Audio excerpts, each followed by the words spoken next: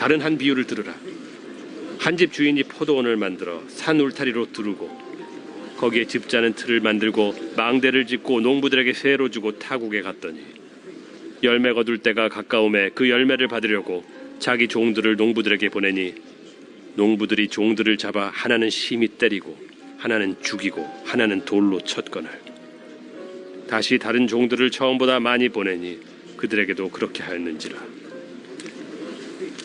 후에 자기 아들을 보내며 이르되 그들이 내 아들은 존대하리라 하였더니 농부들이 그 아들을 보고 서로 말하되 이는 상속자니 자 죽이고 그의 유산을 차지하자 하고 이에 잡아 포도원 밖에 내쫓아 죽였느니라.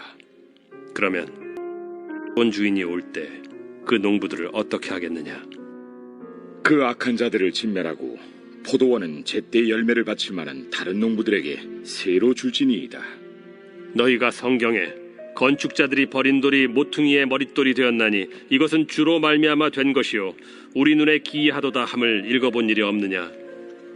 그러므로 내가 너희에게 이르노니 하나님의 나라를 너희는 빼앗기고 그 나라의 열매 맺는 백성이 받으리라. 이 돌 위에 떨어지는 자는 깨지겠고 이 돌이 사람 위에 떨어지면 그를 가루로 만들어 흩으리라. 대제사장들과 바리새인들이 예수의 비유를 듣고 자기들을 가리켜 말씀하심인 줄을 알고 잡고자 하나 무리를 무서워하니 이는 그들이 예수를 선지자로 알미었더라.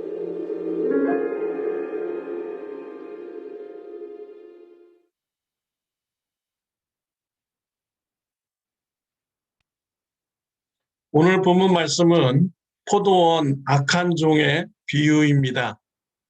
한 주인이 포도원을 만들었습니다. 농부들에게 포도 농사를 맡기고 떠났습니다. 열매를 거둘 때가 되어서 종들을 보내어서 열매를 거두오라고 하였습니다. 농부들은 주인이 보낸 종들을 때리고 죽이고 돌로 쳤습니다. 주인이 이 소식을 듣고 더 많은 종들을 다시 보내었습니다. 그러자 포도원 악한 농부들은 똑같이 하였습니다. 때리고 죽이고 돌로 쳐서 쫓아 보내었습니다. 주인은 세 번째로 자신의 아들을 보냅니다. 내 아들을 보내면 그들이 내 아들이라고 말을 들어주겠지라고 생각을 하였던 것입니다. 그러나 포도원의 악한 농부들은 아들이 왔을 때 이 사람은 상속자니까 그 사람을 죽이고 우리가 이 포도원을 가지자라는 악한 생각을 합니다. 그리고 포도원 주인의 아들을 죽였습니다. 예수님은 이러한 비유를 사람들에게 전화해주고 그러면 포도원 주인이 어떻게 하겠느냐라고 물었습니다. 그러자 사람들이 포도원 주인이 돌아와서 그 악한 농부들을 다 진멸하고 포도원을 다른 농부들에게 맡길 것입니다 라고 대답을 하였습니다. 포도원 주인은 하나님을 말하는 것이죠. 그리고 포도원의 그런 악한 농부들은 종교 지도자들을 말하는 것입니다. 악한 종교 지도자들을 말하는 것이죠. 그리고 포도원 주인의 아들은 예수님을 말하는 것입니다. 하나님은 그의 종들을 세상에 보내셨습니다. 하나님의 말씀을 전하라고 보냈습니다. 그랬을 때 악한 종교 지도자들은 하나님이 보낸 선지자들을 때리고 돌로 치고 또 때로는 죽이기도 하였습니다. 하나님께서는 그의 아들 예수 그리스도를 이 땅에 보내주셨습니다. 그러자 종교 지도자들은 예수님을 붙잡아서 때리고 십자가에 못 박아 죽게 하는 이런 악한 짓을 한 것입니다. 하나님께서는 부패한 이런 종교 지도자들, 악한 종교 지도자들을 심판하신다는 이런 메시지를 전해 준 것입니다. 예수님 시대 때 종교 지도자들은 부패했습니다. 대제사장들, 서기관들, 사두개인들, 바리새인들 부패하였습니다.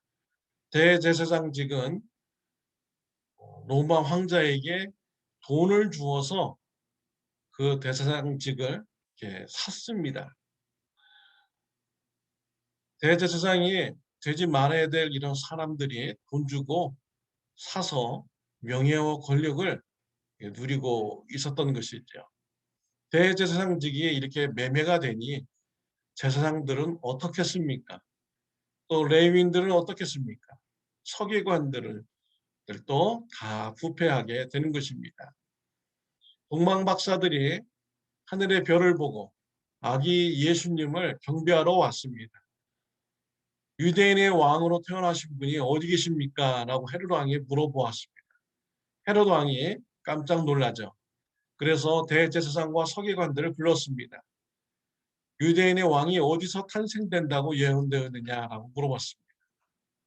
서기관들은 미가서 5장 2절 말씀을 근거로 해서 베들레헴에서 유대인의 왕이 탄생된다고 알려주었습니다. 동방박사들은 베들레헴으로 갔습니다. 그러나 서기관들은 베들레헴으로 가지 않았습니다. 왜 가지 않았을까요? 믿음이 없기 때문입니다. 그들은 성경에 대한 지식은 많이 알고 있음에도 그들 마음속 안에는 믿음이 없었던 것이지요. 예수님 시대 때 종교 지도자들은 부와 명예와 권력과 성공을 위해서 종교 지도자의 길을 그들이 걸어갔던 것이지요. 정말 우리는 이러한 종교 지도자들의 모습을 우리가 경계해야 됩니다. 오늘 본문 포도원 악한 종의 비유를 통해서 주시는 이런 종교 지도자들의 그런 죄는 무엇입니까? 주인을 인정하지 않는 것이죠. 주인이 포도원 주인인데 자신들이 마치 주인인 양 행세를 하였던 것입니다. 우리가 이러한 점을 정말 주의해야 됩니다. 여러분의 삶의 주인은 누구입니까? 여러분의 생각에 따라서 행동을 결정하고 판단을 합니까? 여러분의 뜻대로 여러분의 삶을 살아가고 있습니까? 아니면 하나님의 말씀을 근거로 해서 하나님 말씀대로 판단하고 행동하고 여러분의 삶을 하나님의 말씀에 맡기고 있습니까? 내 뜻대로, 내 생각대로, 내 마음대로 살아간다면 나의 주인은 내가 되는 것입니다. 그러나 하나님 말씀대로 순종하면서 판단하고 행동하고 하나님 말씀대로 삶을 맡긴다면 이것은 하나님께서 여러분의 삶의 주인이 되는 것이지요. 내 삶을 내가 주인이 된다면 악한 종교 지도자들과 다를 바가 없는 것입니다. 여러분의 삶의 주인이 하나님이심을 고백하는 귀한 신앙을 가지시기를 바랍니다. 내 삶을 내가 주관하면 내 삶이 참 힘들고 내게 무거운 짐이 되는 것이죠. 그러나 내 삶을 하나님 말씀대로 순종하여 살면은 내 삶의 무게는 가벼워지는 것입니다. 하나님께서 내 삶을 인도하여 주시고 내 삶을 이끌어 가시기 때문에 우리의 인생의 삶은 가볍게 되는 것이지요. 포도원 주인이 포도원 농부들에게 열매를 요구를 하였습니다. 열매 맺힐 때가 되어서 열매를 요구를 하였죠. 이와 같이 하나님께서는 우리의 삶 속에 열매 맺을 때가 되면 열매를 요구하십니다. 악한 농부들은 열매를 요구하였을 때 그들이 악한 행동으로 그 열매를 보여주었습니다. 종들을 때리고 돌로 치고 죽였습니다. 욕심이 잉태한즉 죄를 낳고 죄가 장성한즉 사망을 낳느니라는 이런 열매를 악한 종들이 보여준 것입니다. 우리 하나님께서 저와 여러분의 삶 속에 열매를 요구할 때 무슨 열매를 하나님께 드리기를 원하십니까? 악한 종의 그런 악한 열매를 드리지 않는 이런 모습이 있으시기를 바랍니다. 우리 하나님께 어떤 열매를 드려야 하나님께서 기뻐하실까요? 성령의 열매를 맺어서 드릴 때 우리 하나님께서 기뻐하시는 것이죠. 성령의 열매는 사랑과 희락과 화평과 오래 참음과 자비와 양성과 충성과 온유와 절제, 이와 같은 9가지의 이런 열매입니다. 우리가 예수님을 믿고 하나님의 말씀에 순종하여서 성령의 9가지의 이런 열매를 맺어서 하나님께 드릴 때 우리 하나님께서 기뻐하시는 것입니다. 사랑하는 성도 여러분, 여러분의 삶의 주인의 자리를 하나님께 맡기시기를 바랍니다. 하나님의 말씀대로 순종하는 여러분의 삶이 되시기를 바랍니다. 그리고 하나님 앞에 성령의 열매를 내어드릴 수 있는 귀한 신앙의 삶이 있으시기를 바랍니다. 기도드리겠습니다.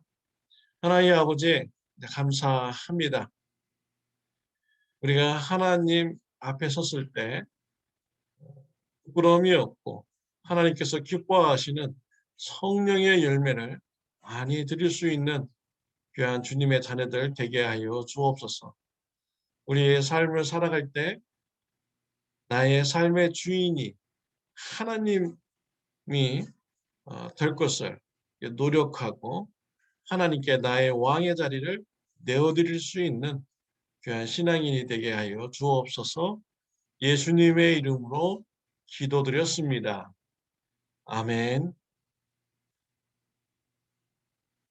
오늘 하루도 좋은 하루 되시기를 바랍니다.